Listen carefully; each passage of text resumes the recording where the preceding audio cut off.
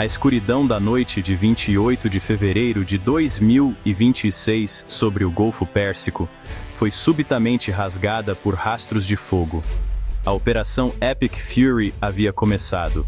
O primeiro ato não foi um bombardeio massivo contra cidades, mas algo muito mais cirúrgico e paralisante. O alvo era a rede de olhos do Irã, seus radares de vigilância. Sem esses radares, as defesas aéreas iranianas ficariam cegas, incapazes de ver a aproximação das forças americanas. O primeiro míssil a atingir seu alvo foi um AGM-88 HARM, uma arma projetada especificamente para caçar e destruir estações de radar.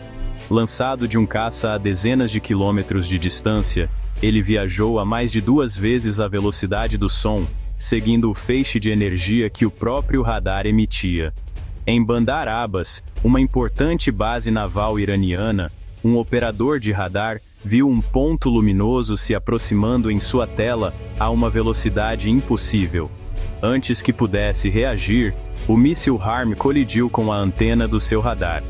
A ogiva de fragmentação do míssil explodiu, lançando milhares de pequenos cubos de metal em todas as direções, retalhando os sensores delicados e a eletrônica da estação.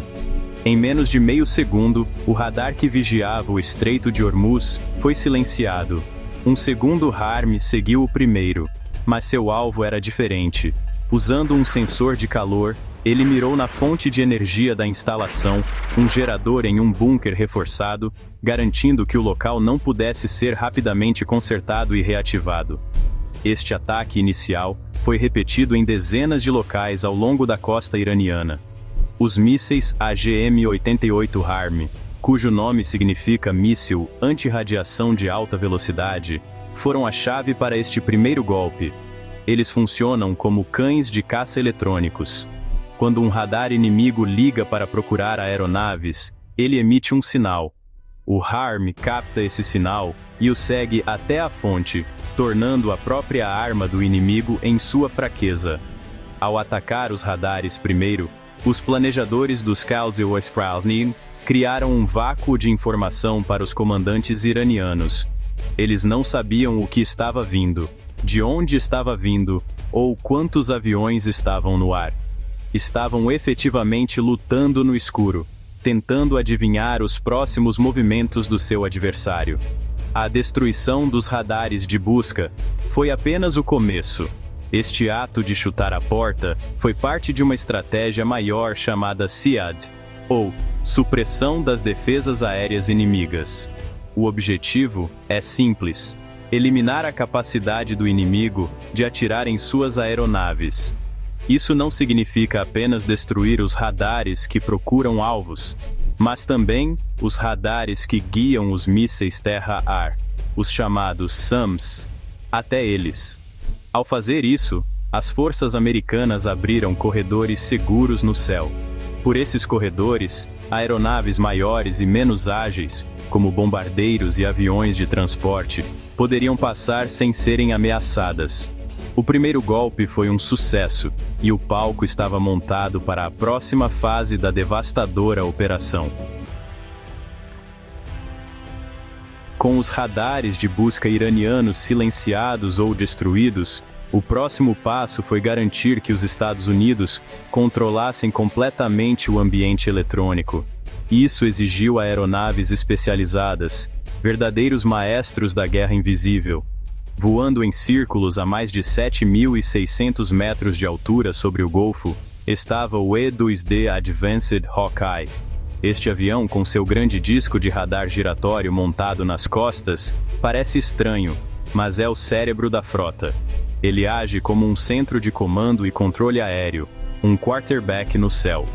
Seu poderoso radar APIR-9 pode detectar tudo o que se move no ar, na terra e no mar, a mais de 500 quilômetros de distância, muito além do alcance de qualquer radar terrestre iraniano remanescente. O papel do Hawkeye era duplo. Primeiro, ele fornecia uma imagem completa do campo de batalha para todos os navios e aeronaves aliados.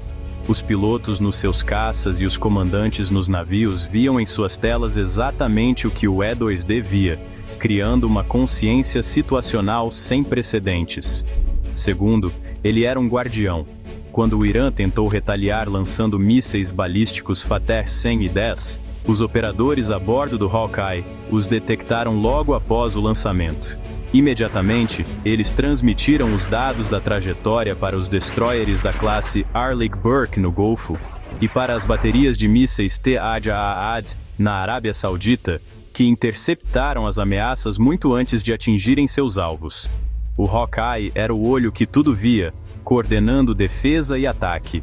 Enquanto o E-2D era os olhos, o EA-18G Growler era os ouvidos e a voz. Baseado na mesma estrutura do caça F-18 Super Hornet, o Growler não carrega bombas para destruir edifícios, mas sim pods eletrônicos para destruir sinais de rádio e radar. Sua missão é a guerra eletrônica. Durante o ataque, os Growlers voaram mais perto do território iraniano, usando seus sensores avançados para ouvir quaisquer radares que o ataque de mísseis HARM não havia atingido, especialmente os radares móveis dos sistemas de mísseis terra-ar S-300.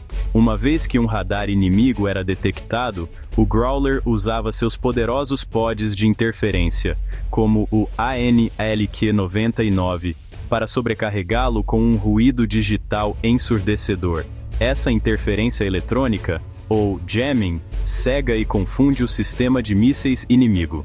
O operador do radar iraniano veria sua tela preenchida com estática ou falsos alvos, tornando impossível mirar em uma aeronave real. Os Growlers criaram zonas mortas eletrônicas na cobertura de defesa aérea iraniana. Eles não apenas protegiam a si mesmos, mas também escoltavam outras aeronaves, como os bombardeiros B-2, através das áreas mais perigosas. Ao combinar a caça a radares com mísseis HARM e a interferência eletrônica, o Growler garantiu que o inimigo permanecesse cego e surdo. Essa dupla de Hawkeye e Growler formou uma rede de comando e controle que dominou completamente o espectro eletromagnético, uma vantagem decisiva nos primeiros momentos do conflito. Com os céus iranianos agora preparados pela campanha SEAD, era hora de as aeronaves de ataque pesado entrarem em cena. Voando da base aérea de Whiteman, no Missouri, e reabastecendo várias vezes sobre o Atlântico e a Europa, os bombardeiros B-2 Spirit se aproximaram do Irã sob o manto da escuridão e do silêncio eletrônico. Essas aeronaves, com seu design de asa voadora, são o auge da tecnologia stealth ou furtiva. Elas são projetadas para serem quase invisíveis ao radar, absorvendo e desviando as ondas de rádio em vez de refleti-las de volta para o receptor.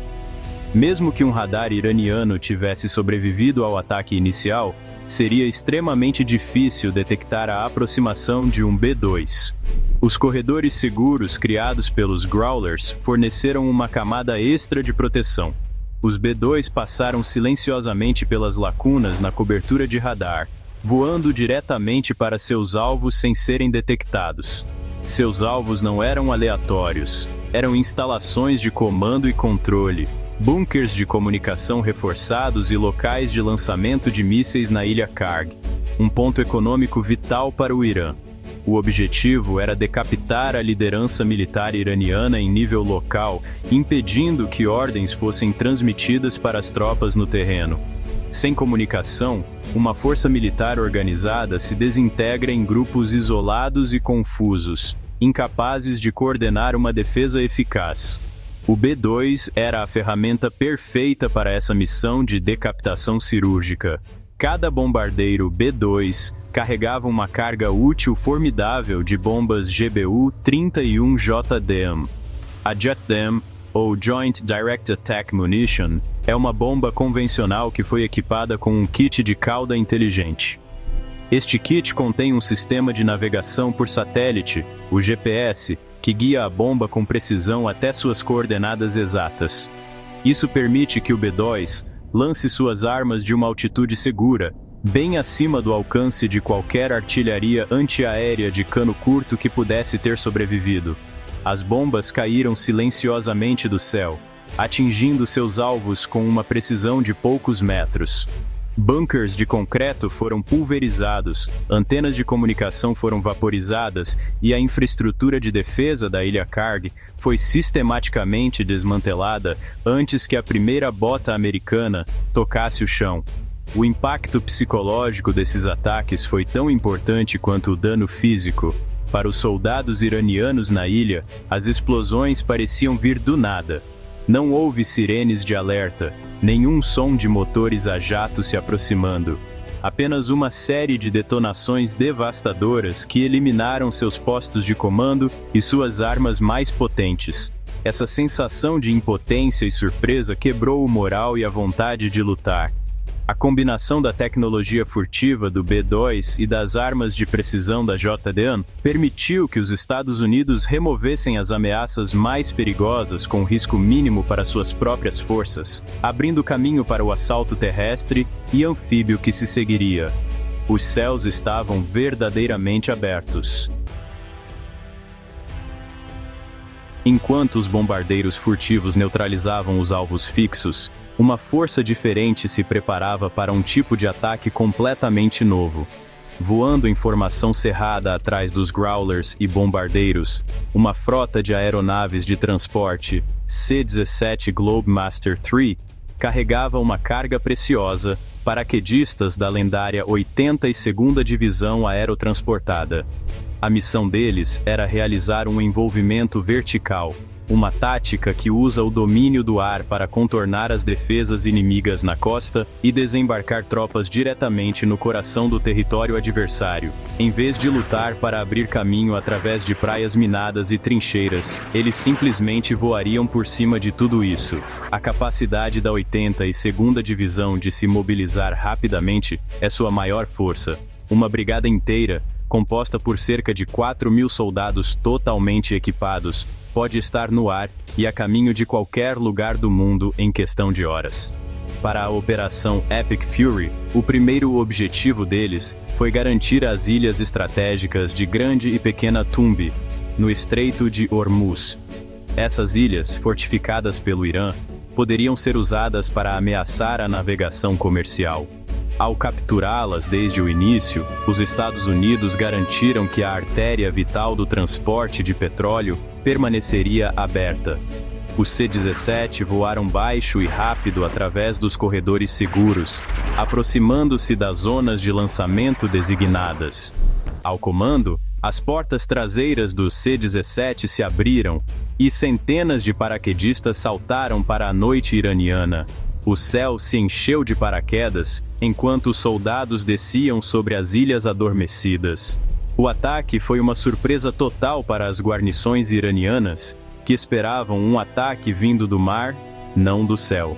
Apanhados desprevenidos e com suas comunicações cortadas pelos ataques anteriores, os defensores ofereceram pouca resistência organizada.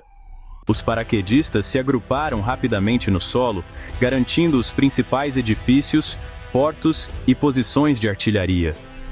Em poucas horas, as ilhas que representavam uma faca no pescoço do comércio global estavam firmemente sob controle americano. Este assalto aéreo demonstrou uma capacidade única das Forças Armadas dos Estados Unidos. Enquanto a Marinha e a Força Aérea podem atacar de longe, a 82ª Divisão Aerotransportada pode projetar poder terrestre em qualquer lugar, a qualquer momento. Eles são a ponta da lança, capazes de tomar e manter território crucial. O sucesso do salto sobre as Ilhas Tumb foi um passo vital. Ele não apenas removeu uma ameaça, mas também estabeleceu uma base avançada a partir da qual outras operações poderiam ser lançadas. O envolvimento vertical provou ser uma tática devastadoramente eficaz, contornando as forças do inimigo e atingindo-o onde ele era mais vulnerável e menos esperava. Enquanto os paraquedistas garantiam as Ilhas Tumbi, o foco principal da operação se voltou para um alvo muito mais crítico, a Ilha Karg. Esta pequena ilha no Golfo Pérsico é o coração da economia iraniana, o terminal de onde 90% de todo o petróleo do país é exportado para o mundo. Capturar ou neutralizar Karg significaria cortar a principal fonte de receita do regime iraniano, um golpe econômico do qual seria difícil se recuperar. Sabendo de sua importância, o Irã havia fortificado pesadamente a ilha. No entanto, as defesas foram projetadas para repelir um ataque frontal, não o ataque multidirecional e tecnologicamente avançado que estava prestes a acontecer. As defesas da ilha já haviam sido enfraquecidas. Os ataques iniciais com mísseis HARM cegaram seus radares. Os bombardeiros B-2 destruíram seus bunkers de comando e posições de mísseis.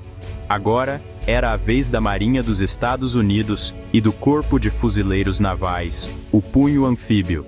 Aproximando-se da costa, navios de assalto anfíbio lançaram uma onda de hovercrafts, veículos que flutuam sobre um colchão de ar e podem viajar da água diretamente para a praia a alta velocidade, contornando obstáculos subaquáticos e minas costeiras que parariam embarcações de desembarque tradicionais. Esses veículos transportavam fuzileiros navais, tanques e artilharia leve. Ao mesmo tempo, helicópteros de ataque como o AH-1Z Viper e helicópteros de transporte como o CH-53E Super Stallion foram lançados dos navios. Os Vipers voaram à frente, fornecendo apoio de fogo aproximado e destruindo quaisquer pontos de resistência restantes que tivessem sobrevivido aos bombardeios. Atrás deles, os Super Stallions transportavam mais fuzileiros navais, inserindo-os em pontos estratégicos no interior da ilha para cortar as rotas de fuga e reforço dos defensores. O ataque foi simultâneo e avassalador, vindo do mar e do ar. Os defensores iranianos, já desmoralizados e sem liderança, se viram cercados e atacados de todas as direções. A captura da ilha Karg foi rápida. A combinação de bombardeio de precisão, guerra eletrônica, assalto anfíbio de alta velocidade e inserção aérea deixou as forças iranianas sem chance. Em menos de um dia de combate, o ativo econômico mais importante do Irã estava nas mãos dos Estados Unidos. Isso demonstrou um ponto crucial sobre a guerra moderna. Não se trata apenas de força bruta, mas de sincronização. Cada elemento da força de ataque, força aérea, marinha, fuzileiros navais e exército, trabalhou em conjunto, com suas ações perfeitamente cronometradas para maximizar o impacto. A queda da ilha Karg foi o golpe decisivo que quebrou a espinha dorsal da capacidade do Irã de sustentar o conflito. A velocidade e o sucesso da Operação Epic Fury não foram um acidente. Foram o resultado direto de uma esmagadora vantagem tecnológica. Cada fase da operação dependia de sistemas de armas e plataformas que o Irã simplesmente não conseguia igualar ou combater. A vitória foi alcançada não apenas pela coragem dos soldados, mas pela superioridade da tecnologia que eles empunhavam. Desde o primeiro míssil até a captura do alvo final, a tecnologia foi o multiplicador de força que garantiu um resultado rápido e com poucas baixas para as forças americanas. Foi uma demonstração clara de como a guerra do século XXI é travada e vencida. A primeira vantagem foi o domínio da informação. Por meio de aeronaves como o A-2D Hawkeye e uma rede de satélites, os comandantes dos Estados Unidos tinham uma imagem completa e em tempo real de todo o campo de batalha. Eles sabiam onde estavam as forças inimigas, o que estavam fazendo e até mesmo o que estavam dizendo, graças à interceptação de sinais. Em contraste, os comandantes iranianos ficaram cegos desde o início. Seus radares foram destruídos, suas comunicações foram bloqueadas pelo IA-18G Growler, e eles foram forçados a tomar decisões com base em informações incompletas e desatualizadas. É como jogar xadrez vendo o tabuleiro inteiro enquanto seu oponente só pode ver algumas peças. A segunda vantagem foi a furtividade e a precisão. A capacidade de aeronaves como o bombardeiro B-2 Spirit de penetrar nas defesas aéreas sem ser detectado permitiu que os Estados Unidos atacassem os alvos mais importantes e bem defendidos com impunidade. Isso foi combinado com armas de precisão guiadas por GPS, como as bombas JDAM. Isso significava que um único avião poderia destruir múltiplos alvos com precisão cirúrgica, minimizando os danos colaterais e maximizando a eficiência. Em vez de lançar um tapete de bombas para destruir uma base, um único B-2 poderia eliminar o bunker de comando, o depósito de munições e a antena de radar, deixando o resto intacto. Essa precisão economizou vidas e recursos. Finalmente, a vantagem estava na velocidade e na sincronização. Plataformas como o C-17 Globemaster e o LCAC permitiram que os Estados Unidos movessem tropas e equipamentos mais rápido do que o inimigo poderia reagir. O envolvimento vertical da 82ª Divisão Aerotransportada e o assalto anfíbio dos fuzileiros navais colocaram forças no terreno antes que os defensores pudessem se organizar. Essa velocidade foi coordenada por uma rede de comando e controle que sincronizou as ações da Força Aérea, da Marinha e do Exército. O ataque não foi uma série de eventos separados, mas uma única e contínua operação multidomínio. A tecnologia conectou tudo, permitindo que cada peça se movesse em harmonia para alcançar um colapso rápido das defesas iranianas. A Operação Epic Fury, conforme descrita, parece ter sido um sucesso decisivo, impulsionado pela tecnologia e pela execução impecável. No entanto, por trás de cada operação militar bem-sucedida, há uma série de decisões críticas tomadas pelos comandantes, muitas vezes com informações imperfeitas e sob imensa pressão. A guerra raramente é tão limpa quanto parece no papel. Cada escolha envolve riscos e trade-offs. O sucesso nos primeiros dias de uma campanha não garante um resultado final pacífico ou estável. A fase de combate pode ser a parte mais fácil. A ocupação e a reconstrução que se seguem costumam ser muito mais complexas e desafiadoras para qualquer poder invasor. Agora, coloque-se no lugar do comandante americano no início da operação. Você tem recursos limitados, mesmo com o poderio dos Estados Unidos. Você não pode atacar tudo de uma vez. A priorização é fundamental. O que você ataca primeiro para garantir o sucesso mais rápido com o mínimo de baixas? A liderança política do país, arriscando criar um vácuo de poder e o caos? As forças militares, para quebrar sua capacidade de lutar? Ou a infraestrutura econômica, como os terminais de petróleo, para cortar o financiamento do regime e forçar uma rendição? Cada escolha tem consequências de longo alcance que vão além do campo de batalha imediato. Imagine que você tem um número limitado de bombardeiros furtivos B-2 e mísseis de cruzeiro para o ataque inicial. Quais são seus alvos prioritários? Você os usaria para destruir os locais de mísseis balísticos iranianos que podem ameaçar seus navios e bases regionais, protegendo suas próprias forças? Ou você os usaria para atingir os quartéis generais de comando e controle no coração de Teherã, na esperança de paralisar toda a estrutura de defesa de uma só vez? A primeira opção é mais segura para suas tropas, mas pode permitir que a liderança inimiga se reagrupe. A segunda é mais arriscada, mas oferece a promessa de uma vitória mais rápida. Qual risco você está disposto a correr? Finalmente, considere a decisão de usar forças terrestres. O assalto à Ilha Karg e às Ilhas Tumbe foi rápido, mas colocar botas no chão sempre aumenta o risco de um conflito prolongado e de baixas. Você teria confiado apenas no poder aéreo e nos ataques de mísseis para forçar o Irã a negociar, mantendo suas tropas seguras no mar e no ar? Ou você acredita que a captura de território físico é a única maneira de garantir uma vitória decisiva e ditar os termos da paz? A decisão de invadir, mesmo em uma escala limitada, muda fundamentalmente a natureza do conflito. Como comandante, qual seria sua recomendação final? Manter a distância ou ir para o golpe decisivo no terreno?